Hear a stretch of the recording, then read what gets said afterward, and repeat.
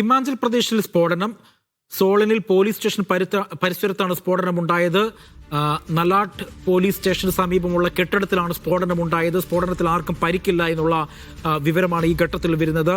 Saju Thomas ഉണ്ട് വിവരങ്ങൾ നൽകാനായി. സജു, ഇത് എപ്പോഴാണ് ഈ സ്ഫോടനം നടക്കുന്നത്?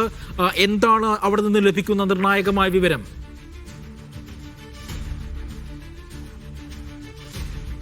അജി, ഇന്ന്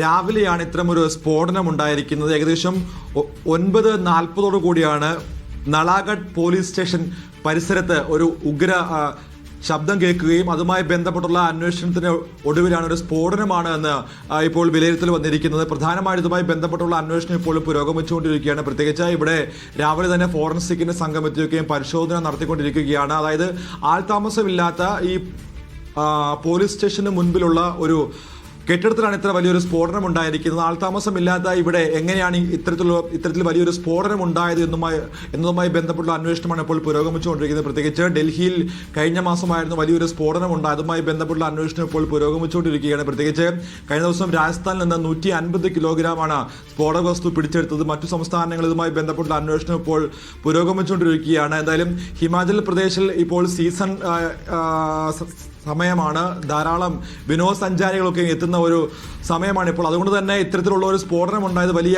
ആശങ്കയ്ക്ക് വകവെക്കുന്നുണ്ട്. എന്താണ് സ്ഫോടന കാരണം എന്നുള്ള കാര്യത്തിൽ ഇതുവരെയും വ്യക്തത വന്നിട്ടില്ല. എന്തായാലും ആളപായം ഒന്നും റിപ്പോർട്ട് ചെയ്തിട്ടില്ല. പോലീസ് സ്റ്റേഷന് മുൻപിൽ ഇത്ര വലിയൊരു സ്ഫോടനം ഉണ്ടായത് ഇതിന് പിന്നിൽ എന്തെങ്കിലും ആസൂത്രണമുണ്ടോ എന്നുള്ളതാണ് ഇപ്പോൾ പ്രധാനമായിട്ടും പോലീസ് പരിശോധിക്കുന്നത്. എന്തായാലും ഭീകരവാദ വിരുദ്ധ സേന അതോടൊപ്പം തന്നെ ജമ്മു കാശ്മീർ പോലീസ് അടക്കമുള്ളവർ സ്ഥലത്തേക്ക് എത്തിയെന്നാണ് മനസ്സിലാക്കുന്നത്. പ്രത്യേകിച്ച് ഇതുമായി ബന്ധപ്പെട്ട മറ്റു സംസ്ഥാനങ്ങളിലും വലിയ തോതിലുള്ള അന്വേഷണം ഇപ്പോൾ നടന്നുകൊണ്ടിരിക്കുകയാണ്. ഡൽഹിയിലെ ചെങ്കോട്ട സ്ഫോടനവുമായി ബന്ധപ്പെട്ട് ഈ വടക്കുകിഴക്കൻ സംസ്ഥാനങ്ങളടക്കം വിവിധ തരത്തിലുള്ള അന്വേഷണങ്ങൾ ഇപ്പോഴും പുരോഗമിച്ചുകൊണ്ടിരിക്കുകയാണ്. അതിനിടെയാണ് ഈ നളഗഡ് പോലീസ് സ്റ്റേഷന് മുൻവശമുള്ള ഒരു കെട്ടിടത്തിൽ ഇന്ന് രാവിലെ 9:40 കൂടി വലിയൊരു സ്ഫോടനം ഉണ്ടായത്.